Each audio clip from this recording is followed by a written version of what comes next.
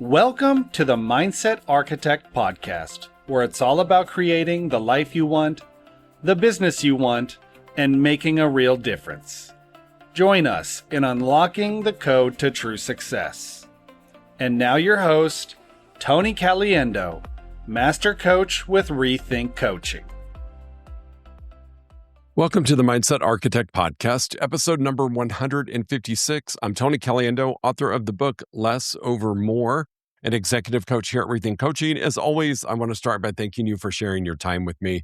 Time truly is our greatest asset, and the fact that you're willing to share your time with me truly does mean a great deal. So thank you for being here. So today I'm going to say, get ready. This episode is one that took a lot of preparation, and I have a lot of notes that I want to go over with you. And it's about an important topic. As of late, I would say probably the last 6 months to a year, this word grit has been coming up a lot in conversations I've had with people.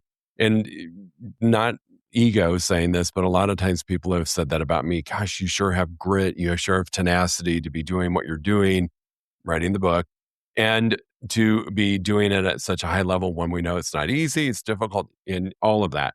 And I started thinking about that word grit.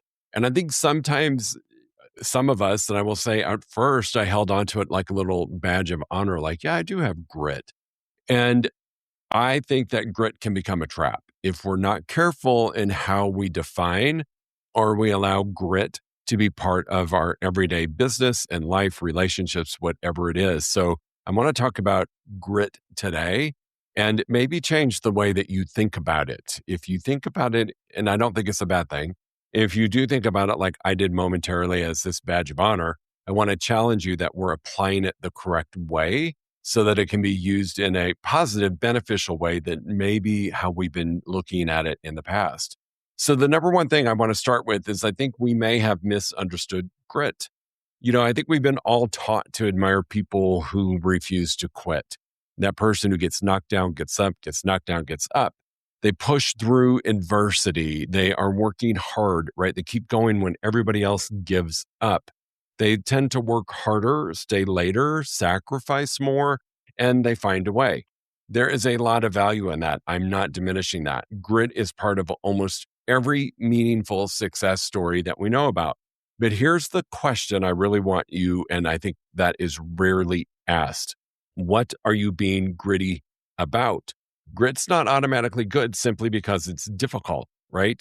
You can show tremendous grit pushing towards a goal that you no longer want. You can show tremendous grit in a role that you have outgrown. You can show tremendous grit to make a business model work that the market has already rejected. Maybe you're holding a lifestyle together that's exhausting you. You can show tremendous grit, proving something to people whose opinion should not be determining your future. I feel like that's where a lot of our old definition about grit hangs out. And this is where high achievers can get trapped when they're looking at old ways or old definitions of grit. We've trained ourselves to push through discomfort, again, like it's a badge of honor. It becomes part of our identity, where we're gritty, we're tenacious, we can make anything happen. And when something stops working in our world as a high achiever who might be using grit in a not so empowering way, we have trained ourselves that when something stops working, our first instinct is not to reevaluate it. It's to push through it. It's to figure out how to get through this. And it's our instinct to work harder, add more effort, add more discipline, more hours, expend more energy on it. We automatically flip to that versus taking a step back and saying, okay, hold on, let me reassess this and reevaluate it to make sure it's worthy of me doing all of those things with the energy and the time and the effort to get through it. So the question I would like for you to consider to explore is this difficult because it's worth doing? I think it's really important. Or is it difficult because I am forcing something that no longer fits, again, wearing grit as a badge of honor? Am I persevering towards something that I still want? Am I just doing it because it's what I've always done? Or am I simply proving that I can survive it? Those are some traits of high performance folks and high driven people. So, some of us wake up after building a successful career or business and only to realize that it's not what they want anymore. But they keep pushing, they keep going through it, they try to be grateful, they don't quit. And that's grit. But is that really the right grit? Persistence is only powerful when you're persisting towards what still matters. So think about that. If you're pushing grit through, are you using it on what matters, or are you doing it because it's what you think you should do? I think that's really, really important. I've been victim, if you will, and I don't love that word, of doing this myself, that I'm just going to push through. I got to make this work. It's worked in the past. I can't stop. I need to figure this out and just get through it. If I could just keep going, it's all going to be okay. And using that grit. And sometimes just that simple question is, am I using that grit towards something that still matters? Is really important, because grit takes a tremendous amount of energy, effort, time, and commitment. Number 2 thing to consider about grit, and I love this, is sometimes grit is really just fear in disguise. One of the things I find most interesting about grit is that sometimes what looks like strength from the outside is actually fear underneath. So we would say publicly, you know what, I'm not a quitter. And I have said that many, many times on the journey to getting this book written. And I meant it. And it was the thing worth putting effort and grit towards. However, sometimes what we mean by this, I'm not a quitter, is that we don't want to look like a failure to the general public, to our peers in our industry, to our family, to our friends. We don't want to disappoint someone. We don't want to admit that maybe we made the wrong choice. Like, this decision was not a great decision. We don't want to lose what we've already invested. I've heard this many, many times. I'm so far into this with this client who's the wrong client, who's probably never going to do what I need them to do, but I've invested so much time. Why would I want to stop? And so we infuse grit, and really it's just fear of potentially losing a client. I don't know who I am if I stop doing this. That's a big one. And I don't know what comes next. There is a difference between commitment and attachment. So grit sometimes can just be attachment versus commitment. Commitment says, this matters and I'm willing to work for it. Attachment says, I don't know how to let this go. I don't know who I would be without it. They can look the same from the outside, yet internally they're going to feel really different. Think about that, commitment versus attachment. You can be attached to doing something that's no longer effective for you, that is no longer in alignment for you, that is no longer your goal, but we've attached to it and we're using grit to push through it, versus the commitment saying, you know what, the book matters. The late nights, the staying up to 1 o'clock in the morning, writing that last chapter to get submitted for approval from my agent, all of that is a commitment versus attachment. This is where grit can become complicated though, right? And we want to make sure that fear is not gaining power, because we believe that if we quit this, am I still successful? We have those doubts in our mind. If I leave this role, am I still a leader? If I change this goal, does that mean that the last 5 years were wasted? If I stop being the person everyone depends on, who am I? This is where grit can get convoluted and complicated.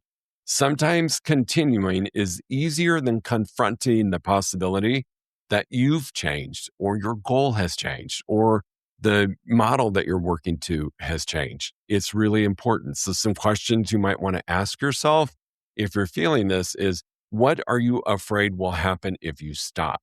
Who are you afraid of disappointing? What would change direction? What would changing direction mean about you?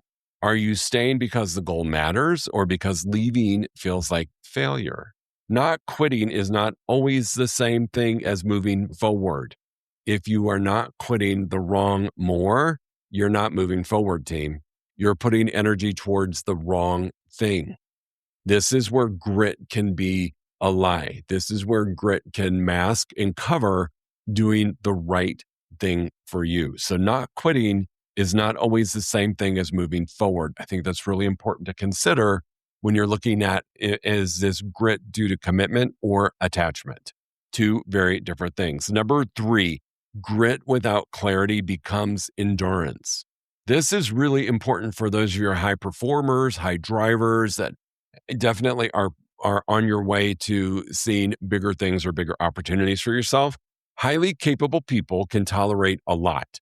They can carry heavy workloads. They can solve complex problems. They can function under incredible pressure. They can keep a team together. They can work through exhaustion. They can continue performing long after something has stopped feeling sustainable. And because they can, people assume they should, and so do they. Sometimes we will assume that ourselves, but capability and alignment are not the same thing. You may be able to carry something, but if it's not in alignment, what are you carrying? What are you pushing through? Why are you doing it? You might be able to run the department, but still hate running the department. You may be able to manage the client and still know that they're not a fit. I see this happen often. It's that grit. I'm going to push through it. I'm going to make it work with this person. I've invested so many hours. I'm not going to stop. You might be able to maintain the pace and still recognize that the pace is costing you too much. I know that we've all done this where we're working harder than ever and we can maintain it. Yet what is it costing you? Time with your family, enjoyment, joy, alignment, congruency. What's it costing you? You might be able to hit the goal and realize you don't care about the goal anymore, but you were so in it to win and to lean into grit that you lost sight of what the goal was. And if it mattered to you anymore, it's okay if a goal suddenly doesn't matter to you if you're going to pivot and change it. This is where grit can quietly turn into endurance, and endurance by itself is not success. Your entire definition of success becomes, I survived another week. I got through it. I handled that client 3 times this week. We're moving on. We're doing something different. But we might want to have a different conversation than that. Think about that. Is that very motivating? Is that very fulfilling to just say, I survived another week because my grit and my determination got me through? What if we simply asked, am I building something or am I simply enduring something? Are you building or are you enduring? Huge difference. Building to me is exciting. Enduring to me is painful. They're not the same, right? Business owner that works 70 hours a week may just say to themselves, this is what entrepreneurship looks like. But maybe the better question is, why does the business require 70 hours from you? Is it growth, poor boundaries, wrong item that you're chasing, model that's no longer working and should be changed, inability to let go of control? And grit might be helping you tolerate a problem really that you need to be solved. So just because you can carry it does not mean that you should do it. It just simply doesn't mean that. You know, it's funny. I think about in my hotel career, and I think I've shared with you, I had a wonderful career with Marriott Hotels. Probably one of the best experiences I had in a corporate environment was that company. It taught me so much. And I think about grit. I was on this journey to become a general manager of my own hotel. I was on this journey for bigger things all the time.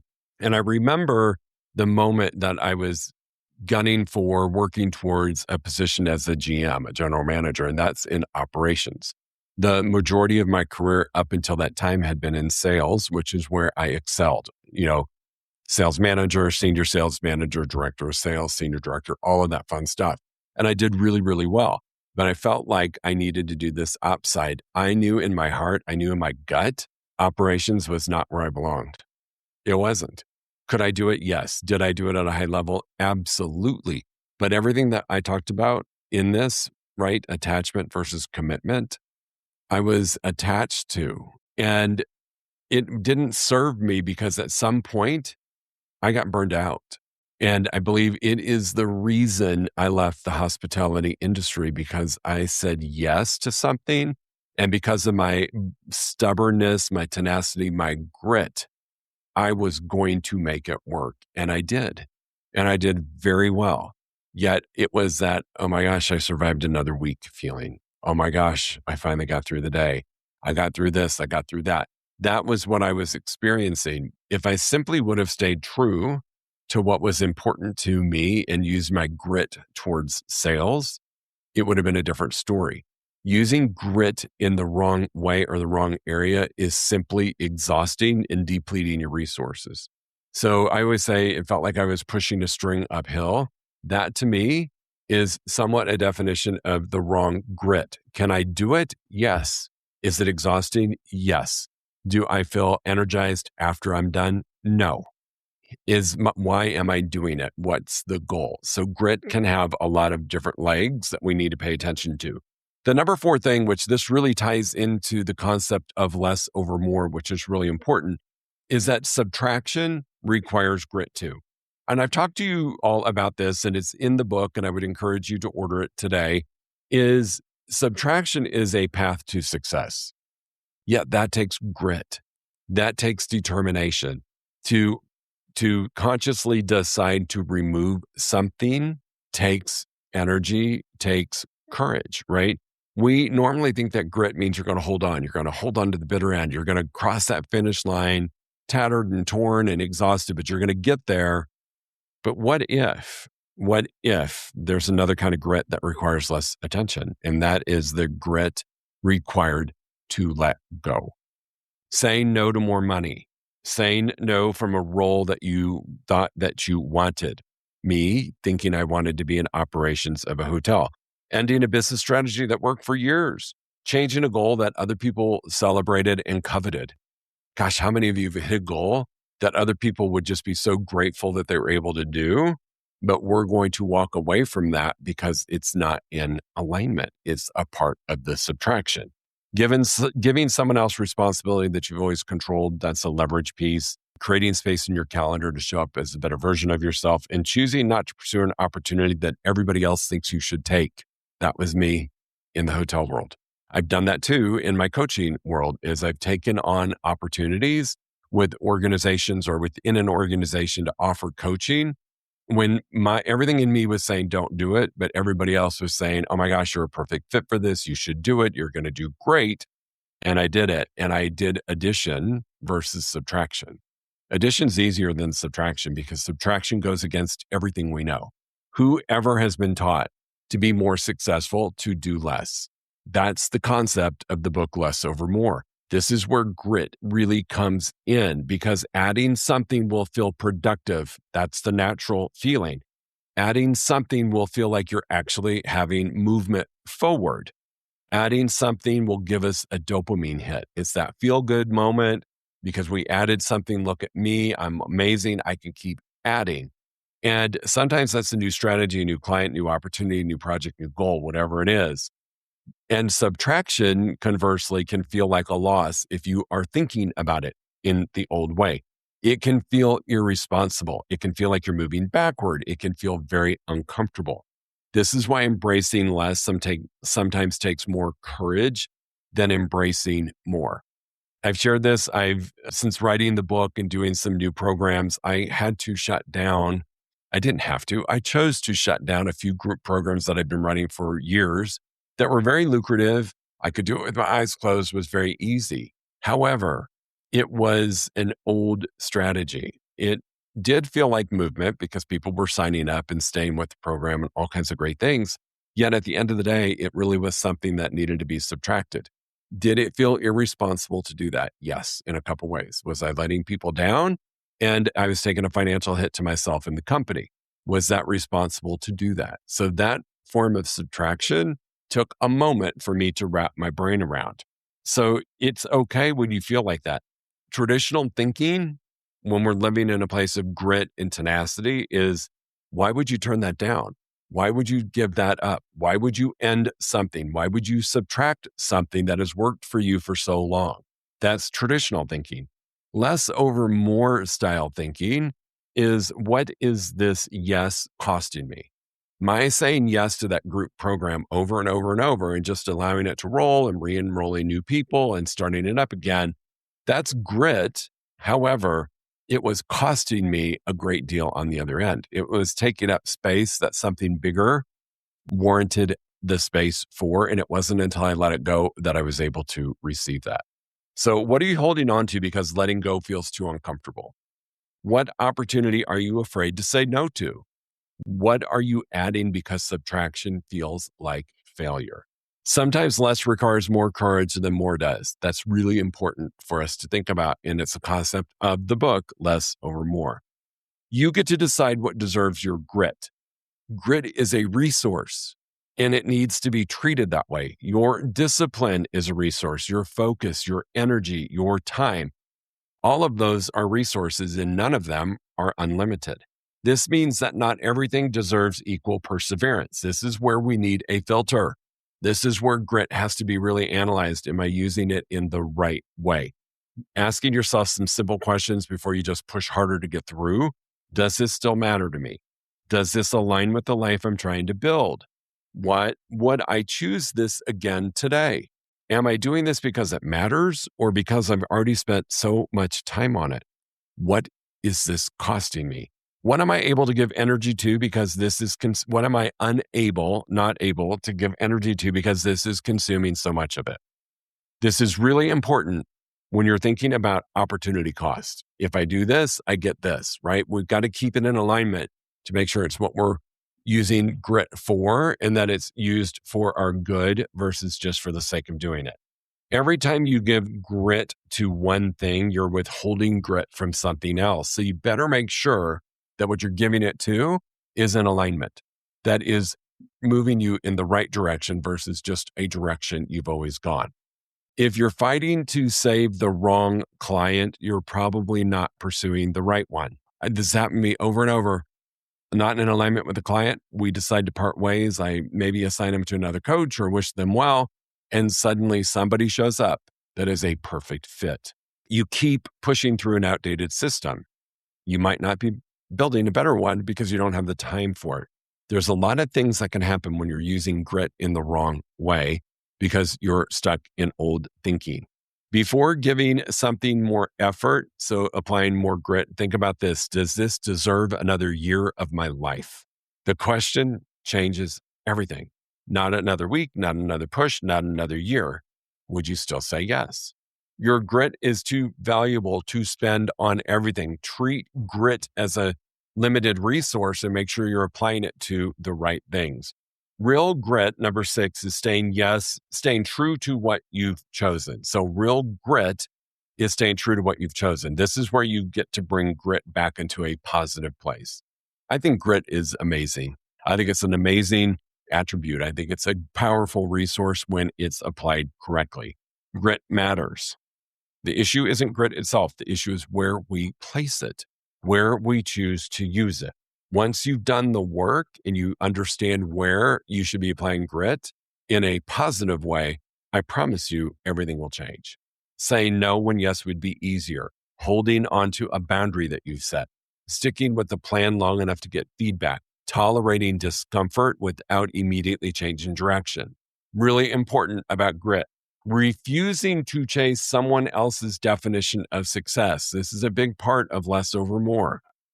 Grit is choosing to follow your version of success versus somebody else's. So my friends, here's what I'm going to say. Grit has a powerful place in all of our life. I think it's an admirable quality and trait. I think as humans, we are amazing. We are really more capable than what we ever know, and we can sustain and endure a lot. All I'm asking you to do today is to back up and assess where am I playing grit that's no longer serving me, but I'm just doing it because I've always done it. I'm just doing it to prove a point. I'm just doing it to get to this goal that I don't even know if I want anymore.